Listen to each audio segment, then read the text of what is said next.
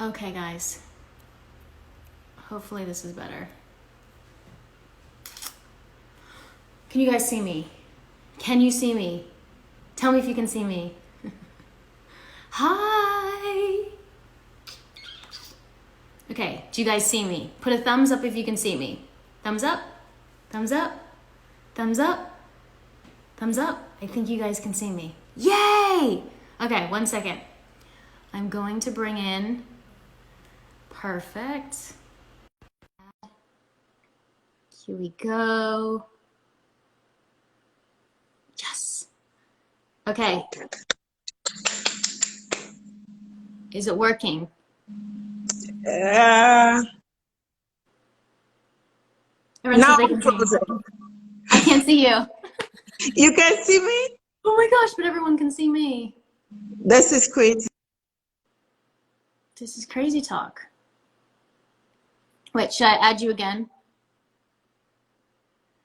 Oh, hi guys. Okay. I'm gonna add one more time. What is happening with technology, people? Tell me, is everyone experiencing this right now? Okay. Here she is. Add. We can do this.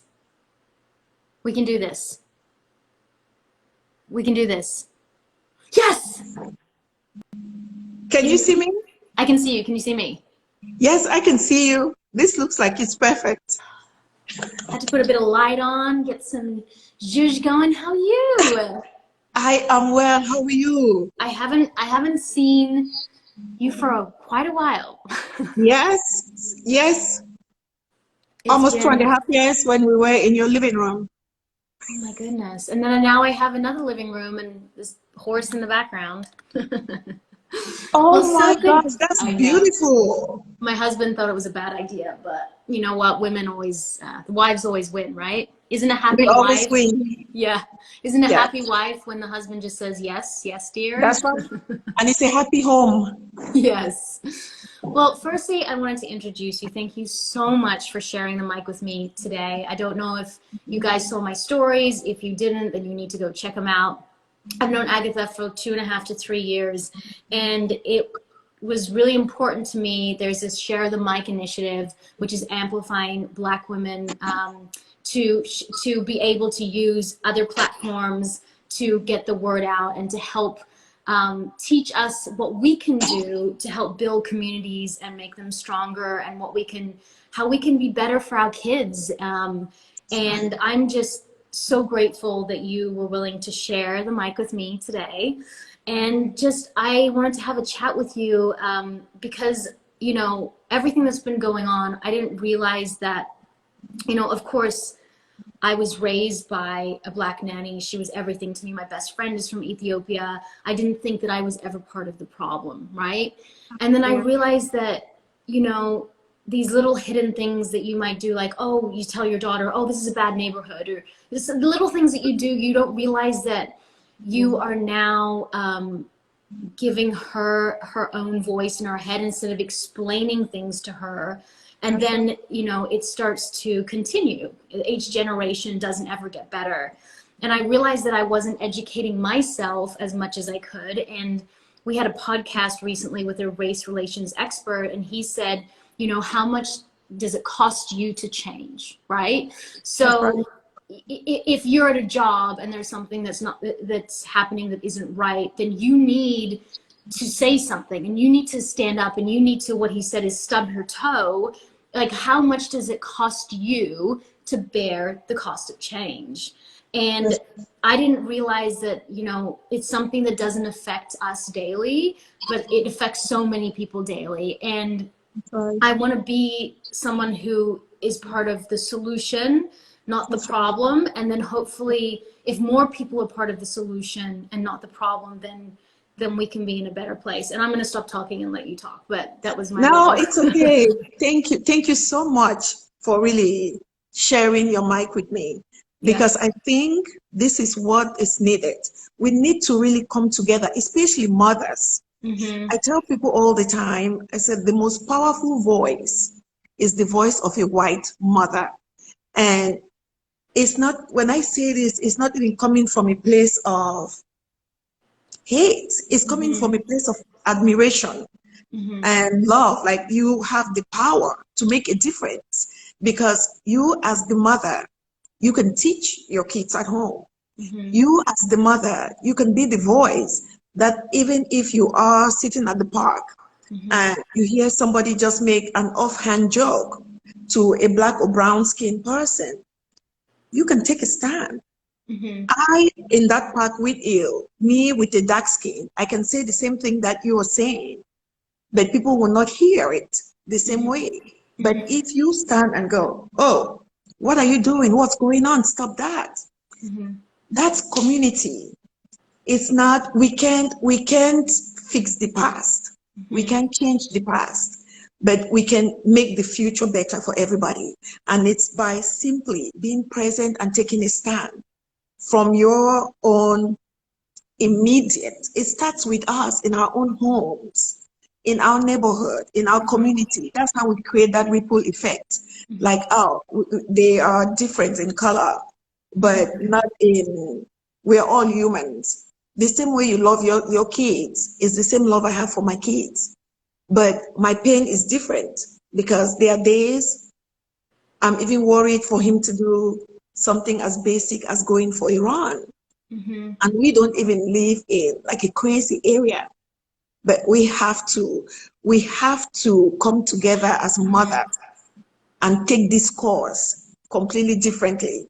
Like every child can be my child, right? Isn't it interesting though that children, like when I discuss this topic with my daughter who's 6, almost 7, it's not that she doesn't see color, she sees color, but it doesn't mean anything to her.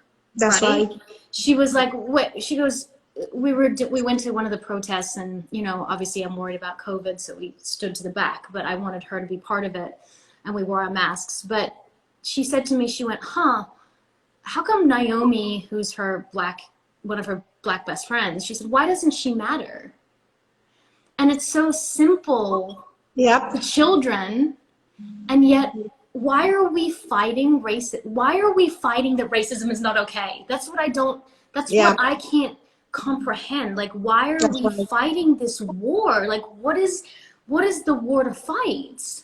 Right. It's like we're saying that we don't get a choice what we look like or where we're from. We're just in a better situation sometimes than other people. We don't choose who we're born to. And the audacity to think that we're better than anyone else just because we accidentally got born into this family or this country or that amount of money or that not amount of money. We're all human. It's the human race. That's right. But you said something. You said something about your daughter and Naomi. Like, just why doesn't Naomi matter? I think this is that unconscious bias that's passed from generation to generation. Because even when they're younger, they don't really see color. I can remember my youngest son, his best friend, when they were like 3 or 4 years old, the little white kid, Carson, was the one teaching my black son how to tie a do-rag. I still have pictures of them doing that. And it's so innocent. They are 15 today. But every time when I look, I'm like, when is it going to switch? That they stop being these close friends and it becomes color. That's the part that I think us mothers, we have that power to really teach our children from when they are very young. Love, which honestly doesn't cost a thing. It's not subjective to a particular race or a particular home. Love is subjective to the human race.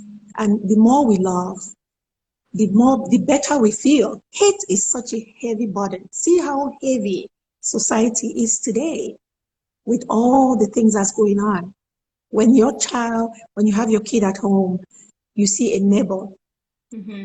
Those offhand things that you say without realizing it, those are the things that we have to be watchful of. We need to watch ourselves too, because if you don't explain to your children why their nannies are a certain color, like, right? A certain Yeah. color. And what is the reason behind that? And what is the reason why certain people in certain areas are this? It's because of the opportunity. And if you don't have the opportunity, how can you get out of an opportunity? How can you make it a better opportunity? That's what people, I think, don't understand. You know, I had a friend who said, well, all lives matter. And I said, no one's saying that your life doesn't matter. No one's saying that. No one's saying as a human being, your life doesn't matter. They're saying unless Black lives matter, then all lives don't matter. That's You right. know, this That's right. movement is about saying, well, we need to say that Black lives matter because systemically, It white has lives to have matter. mattered more. They have That's right. mattered more. And no one That's is right. saying it takes, and this is what we were talking about on the podcast, it takes someone who's like, well, what about me? It's like, if someone has no leg and is getting amputated, you don't go, well, what about my sore toe? That's right.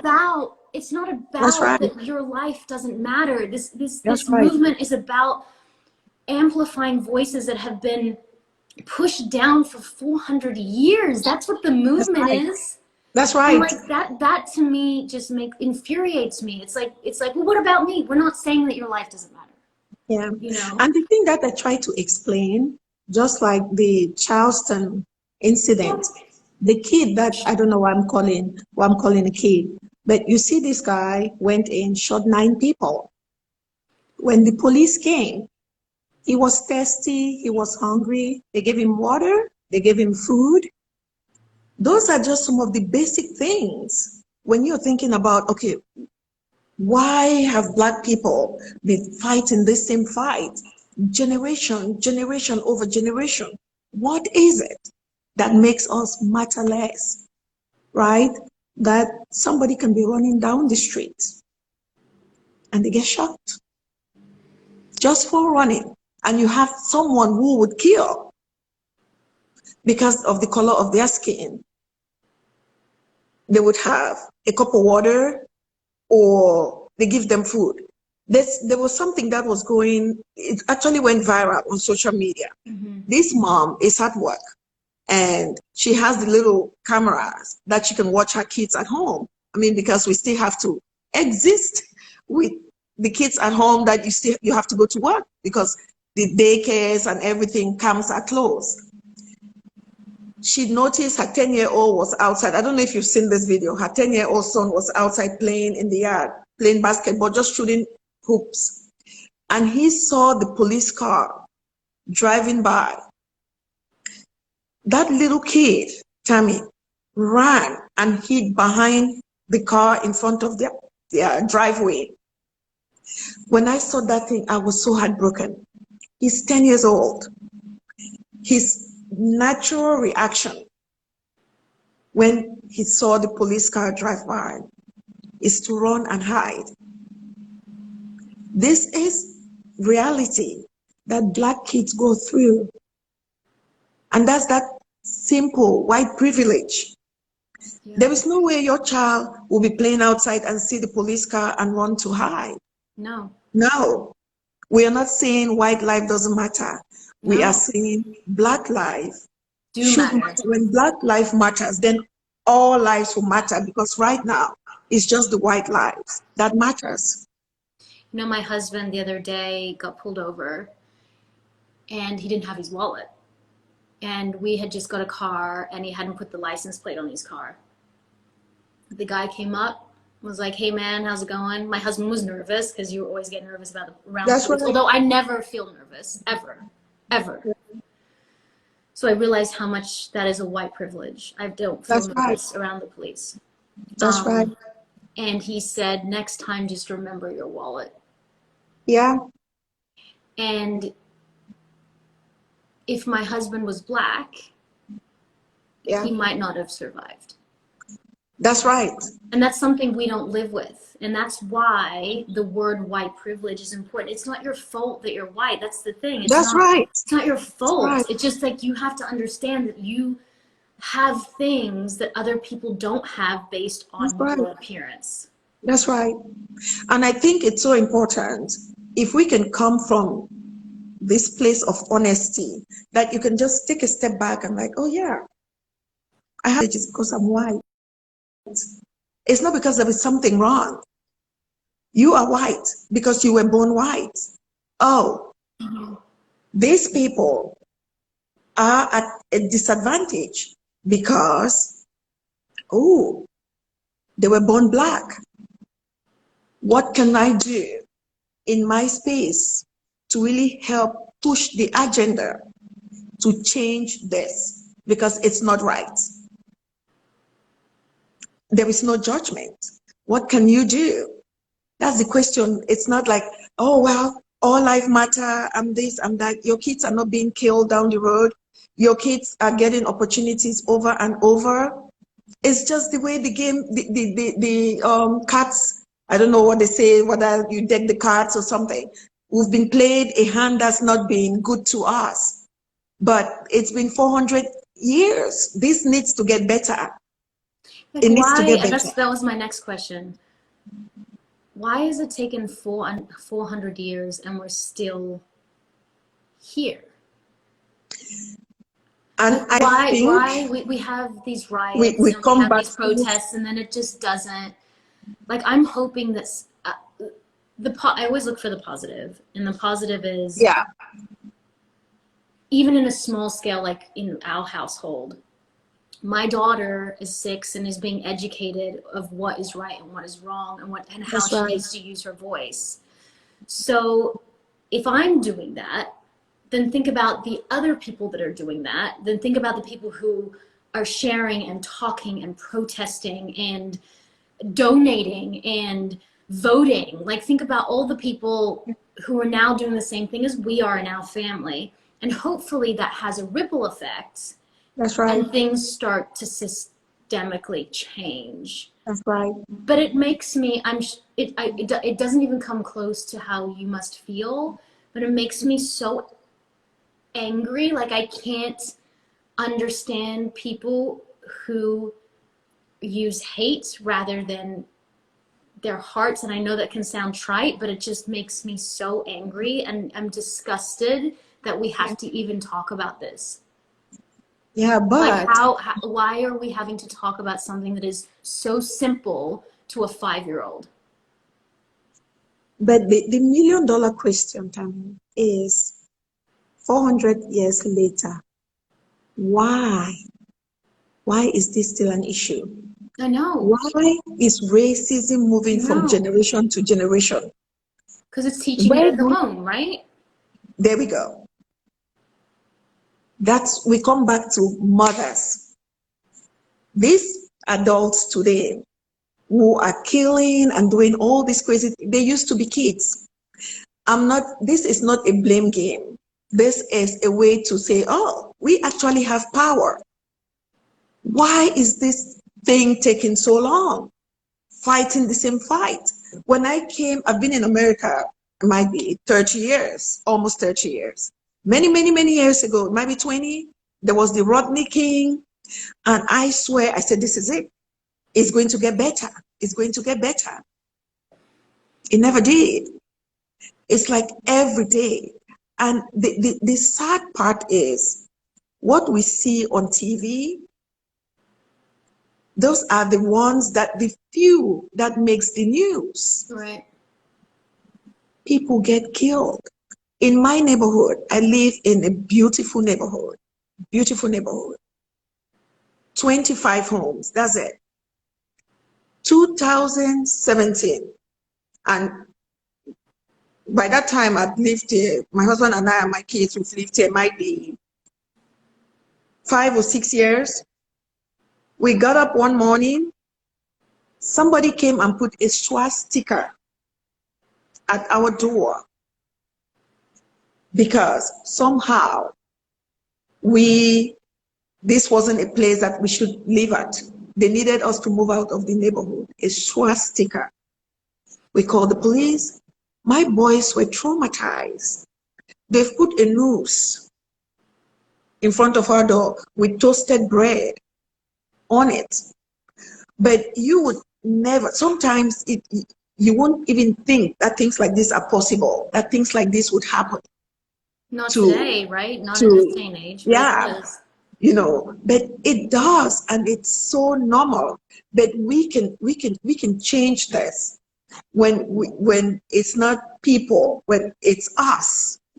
It's different. We really need to start. I would go back, mothers, we need to talk to our children. We need to teach love. That doesn't mean we don't fight. That doesn't mean we don't have differences. It simply means you don't hate. We can agree to disagree. You don't hate somebody because of their color when you don't even know them. You can't. We have to. It's heartbreaking, but this is a reality, you know. Do you think that ultimately love will win? I know that's such a massive question to ask, but do you think that we are so flawed as a species that our egos and our hate, it's kind of the top of who we are? Or do you think ultimately we are love? Do you think ultimately, because I mean, look, for me, the meaning of life is love. That's simple. Everyone's like, what's the meaning of life? I'm like, love. If any way you That's see it, right. if it's religion is mainly supposed to be based in love. It doesn't That's seem to be right. sometimes, but it's mainly God is love. God If you is believe in love. God, if you believe in the Yes, universe, if you believe in spirit, if you believe in your that's right. your children, your family, whatever. At the end of the day, the meaning of life is love. Yes. Do you think it'll ever win? I think it will win. I think, I believe in my core that it will win. I just pray that I am alive when it does, because we've had wins. We've had wins. They are little wins, but it shouldn't take this long. Love will win always. And even if you see today, like you said, you and your daughter, you guys went out with your husband, you went to protest. If I go back and see the videos for the protest during the Rodney King and this protest now for George Floyd, it's like night and day. Everybody and their mother is outside. Everybody is protesting. The majority of the people are protesting because they are humans. And when we allow ourselves to be humans, we allow love to win. Because when you love, when you are capable of loving, you can't kill senselessly. You can't. To really put your knee on somebody's neck, I don't care if that person was white, black, purple, green, I will feel the same rage as a mother as I felt that day, because that's a human being. If that sight doesn't make you furious, I don't know what will. I couldn't watch the whole video because the minute he called out for his, it like makes me want to cry. Yeah, His that's the same mother. with me for his mother. And I thought I about lost my mind. about like my child, Yeah, like calling out for yeah, me yeah, and like not being there. yeah, yeah, And there being a choice. yeah, Like there being a choice to stop. yeah, That's when I was like, how are we here? yeah. And that's the thing, right? He is handcuffed. He is handcuffed. Yeah. Why don't you put him in the car? That's how little regard is for Black lives. That you can put your hand in your pocket and put your knee on somebody's neck for that long. Again, from the bottom of my heart, I would feel the same way if that was a white man on that floor with the knee of a black man on his neck. I would feel the same rage. But you would never see that. You would never see that. You will never, it's always, it's every time you see some, even, why don't you shoot on the leg if you have to shoot? We have to go past every life matter. That's not the problem. It's never been. Because all life, the only life so far that doesn't matter is the black and brown. And let's come together, especially in our community. That's where we start. That's where that ripple effect starts. If you live in your community, just take ownership of it. Not on Twitter, not on Facebook, not a hashtag. Yeah. Take ownership. It could be something as simple as you're driving down the road and the police car has stopped a black kid. You pulling over, just simply pulling over and go, what's going on? Might save that kid's life. That could just be it. Mothers, George Floyd, when he called for his mom, when this grown man called for his mom, the mom died many, many years ago, he called all of us. That was that animal cry for every mother to take a stand against hate. Every mother. We can't do anything else. We have to take a stand. You know, when you're talking, it's hard not to see some of the comments, and a lot of the comments are people who agree, and then they'll have a comment that says, someone said, don't talk to each other, you're enemies. And I had to say that because I thought, that's the problem. Like, if we think that we're enemies, how do we ever change? Like, we're one. I don't know anything or even report to even know what a second of your life is like, but I want to be your ally. I don't want to be your enemy.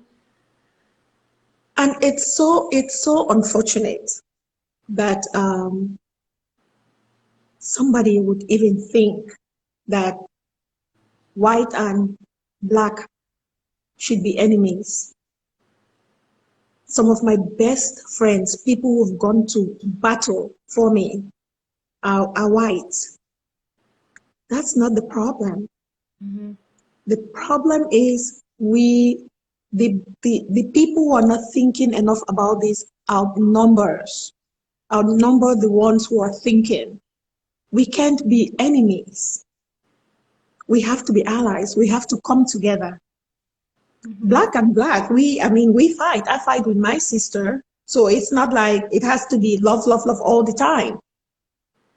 The difference is for us to respect each other enough to know that I or my kids are not a threat. My husband is 6'2", I think, 6'1", 6'2".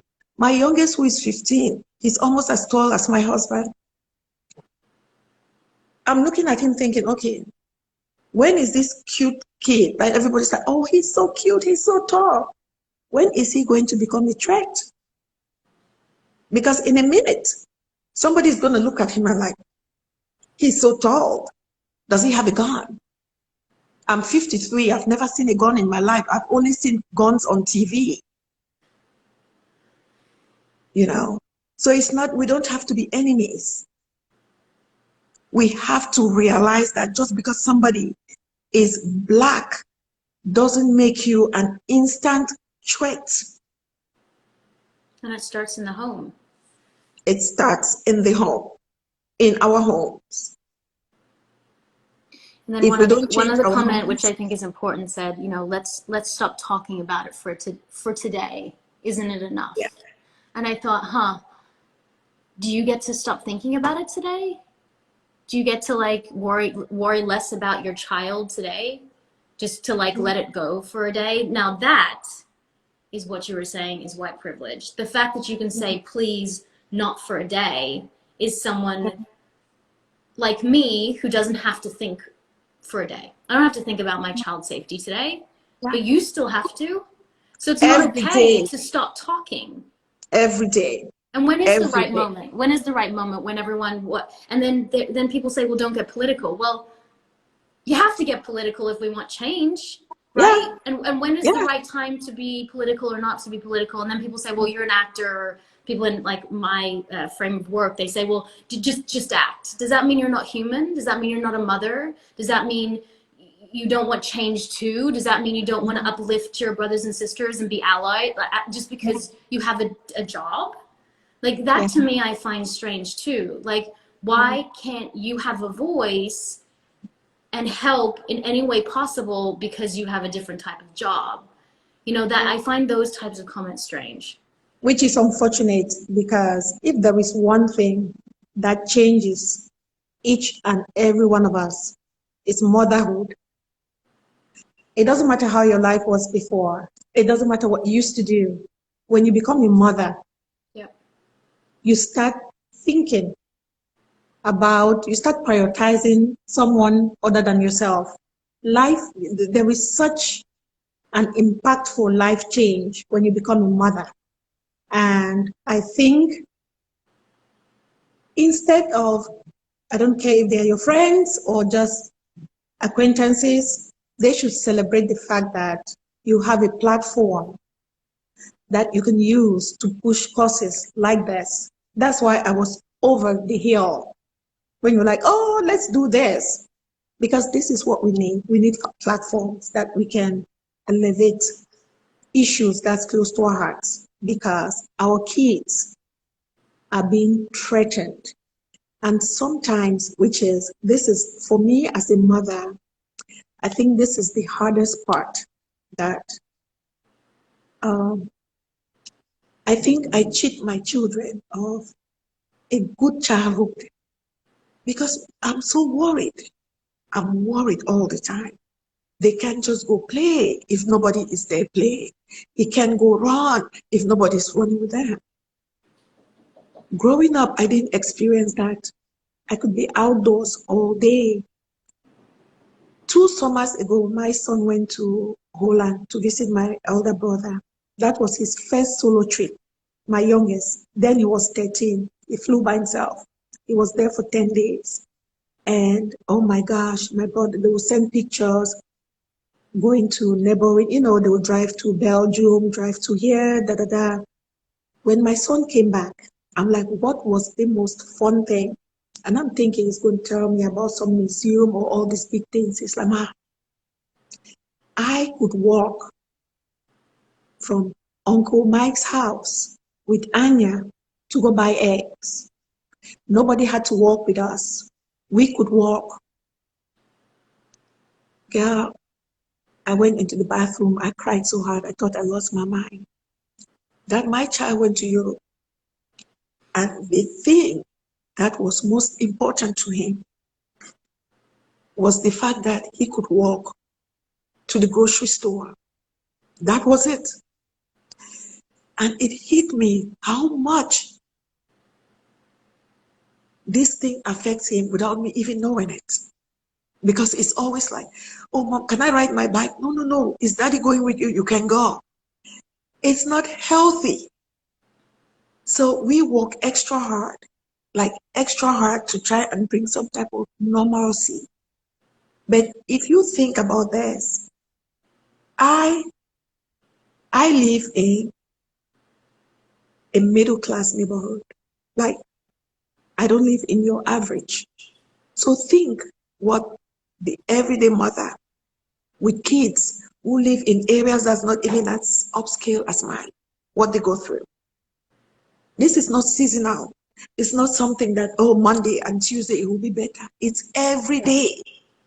Every day. Somebody will see your child and they don't like how your child is playing, and it's like, oh, can you wash off your black? These are kids. We mothers, we need to teach them.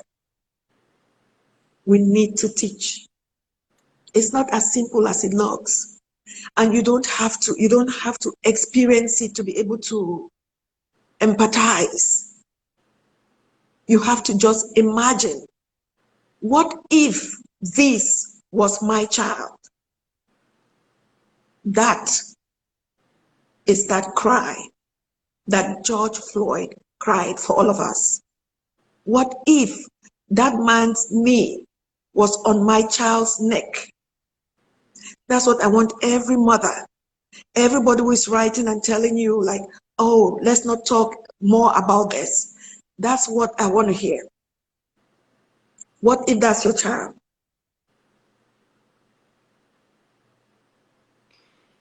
I'm sorry. This drives me crazy. You made me cry. And now I have to get my charger because I'm freaking out that I'm going to lose you. And that's like the worst thing that could possibly happen to me right now. So what I need you to give up, you know, this was the first conversation of many, but I want to do better. I hope everyone listening wants to do better. Sorry, I'm just going to put my charger in. I hope we can do better. So where do we go from here?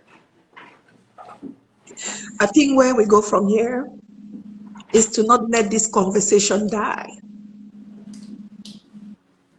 Because the news is going to die. It's not going, another headline is going to come on. Let's not let this conversation die. Let's continue to talk about this. Let's continue to educate. Let's continue to create awareness. Let's make friends outside of the people that we know.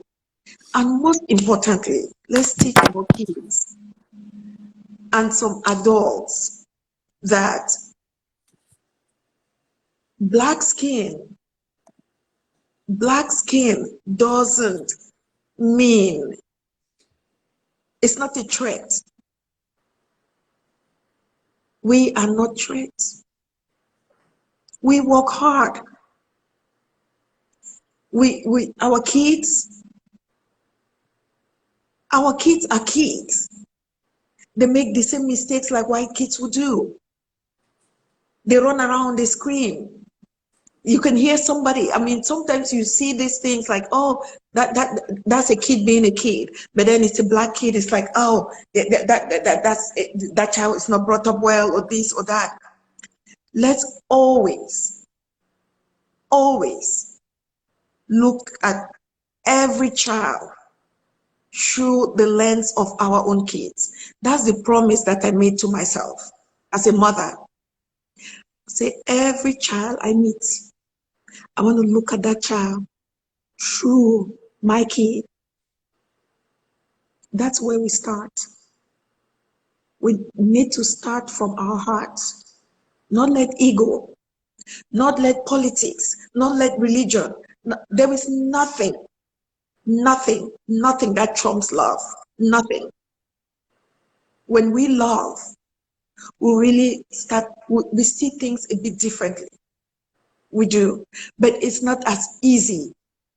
So saying, oh, let's stop talking about this, tells me you haven't connected with what's going on. Because people it's not make a joke, you know, sometimes people make a joke in the comments on like how, you know, I think that unhappiness is the fastest pipeline to hate. I truly believe that. I'll say it again. Yes. Unhappiness is the fastest pipeline to hate. It is. When someone doesn't like themselves, or they make hateful comments, or they joke, or they say racist, they don't like who they are. Yeah. People don't live with that type of hate and walk around being happy. It's too much of a burden. It is. And my mom used to, I'm going to figure out how to say it in English the best way, but there was this proverb that should always tell us that you can only give what you have. So if you have love in you, that's what you give. If you have hate in you, that's what you give. That's the best way I can interpret this in English for everybody to understand. That's why it's so important that we teach our kids love. Because when we are teaching them hate, when you teach your child hate. Even in your head, that you're thinking that, oh, you're teaching them hate for just a particular thing. They don't know, they are not equipped at that early age to know how to differentiate, like, oh, okay, I'm supposed to hate this and like this. They learn hate and they grow up with it.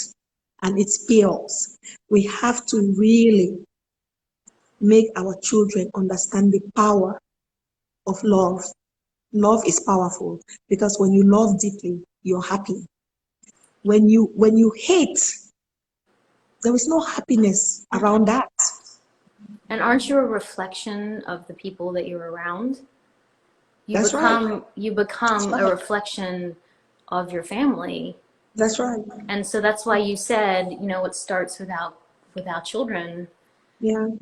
And if we can just do a better job, and they do a better job, and their kids do a better job, Has that ripple effect. hopefully That at some point, yeah. I beg for change. Yeah. But again, change takes sometimes time.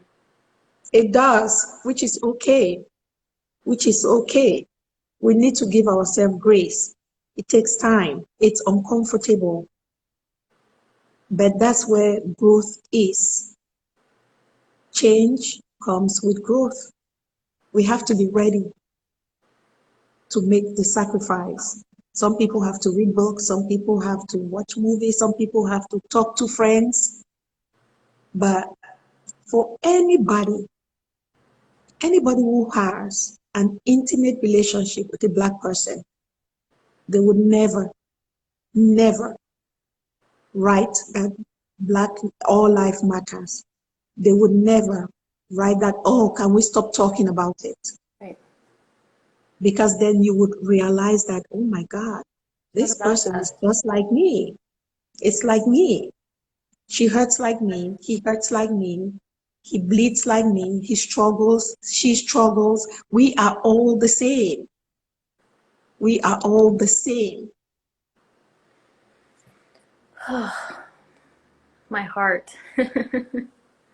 I'm so grateful for you, that I got to meet you those many years ago.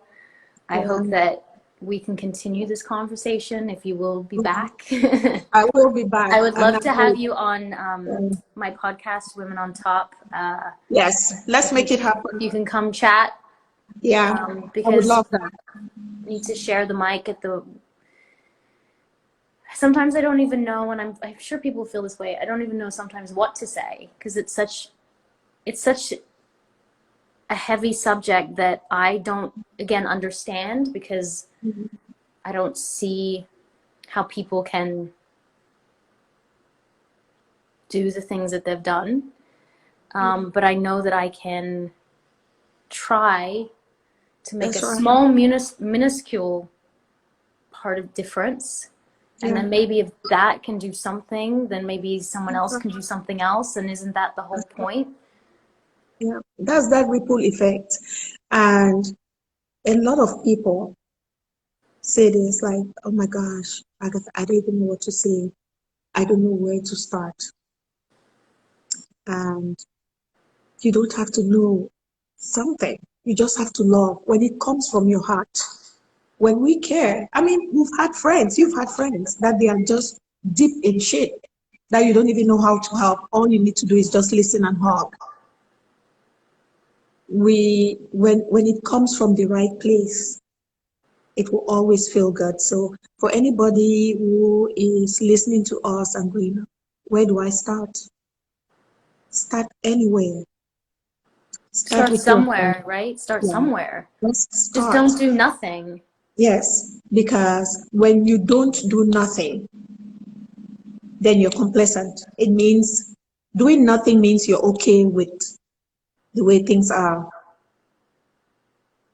It's just, we're gonna get there.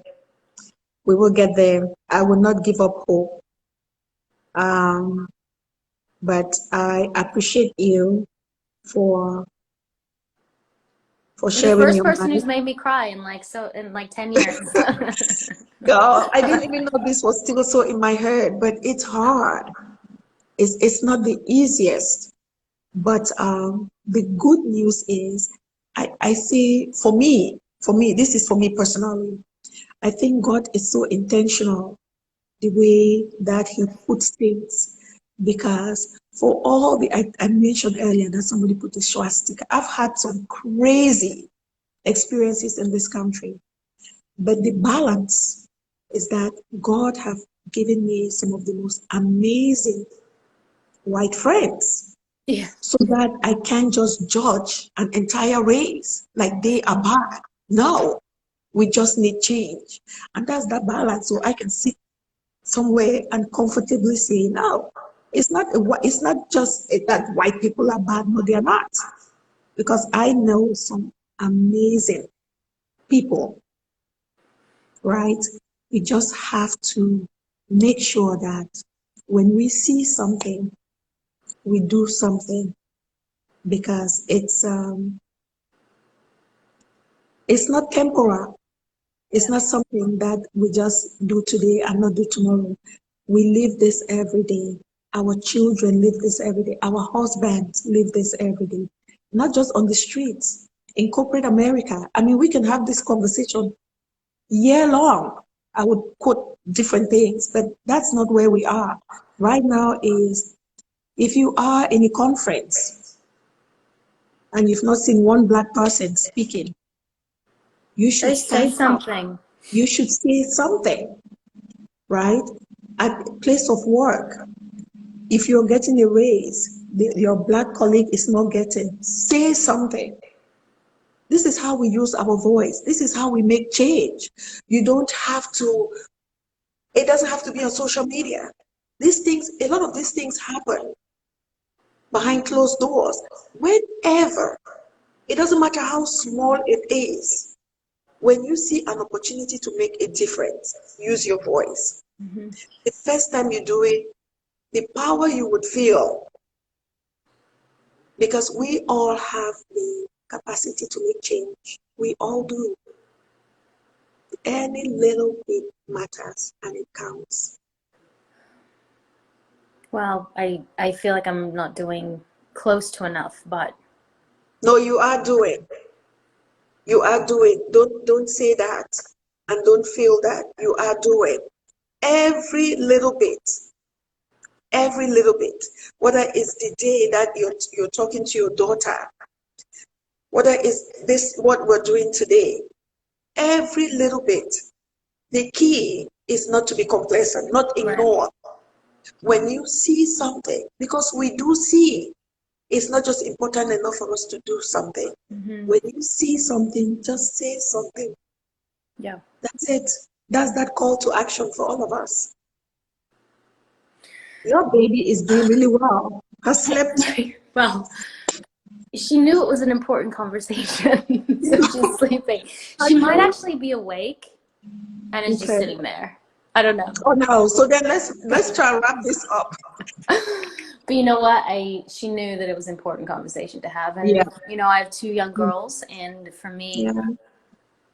being their mother is such a gift and such a blessing. Yeah. And to bolster them with education and using their voice as much as they can, like you said, to stand up as much as whenever they can, Yeah. is something that starts now. And Yeah. Phoenix, my 6-year-old, she sees a difference, and Yeah. she's starting to make those small changes. So Yeah. hopefully in those little steps, even in our household, I hope that in my lifetime Yeah. it changes, because enough is enough. It is, and that's my hope, that in my lifetime it changes. But I am going to continue to use my voice.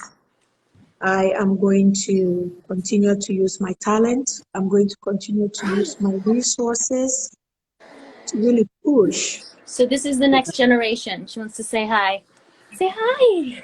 Oh my gosh. Say hi. Hi. Say hi. Thank you for being quiet. Thank you so much for giving us all this time. Thank She has you. been so good. Thank you for that. Thank you so much, Agatha, and Thank I you. hope to speak to you soon. And thank you guys so Yeah. much for Thank you guys so much. listening and talking and joining the conversation. I'll post this on my Yeah. Instagram in case anyone wants to. Yeah, and I will share it from your page. When you post it, I will be able to share so my friends can see it. But thank you. And I really would just like to end by saying this is not about all life matters. That's not the fight. We are trying to make Black life matter because every other life matters but Black and brown. And let's come together to push this because we all can make a difference. Hear, see something, do something, say something. Thank you. I really appreciate this. Thank you so much. Well, we Love love you you. very much. Bye, Bye. guys. Thank you for listening. Bye. Bye. Bye. Bye.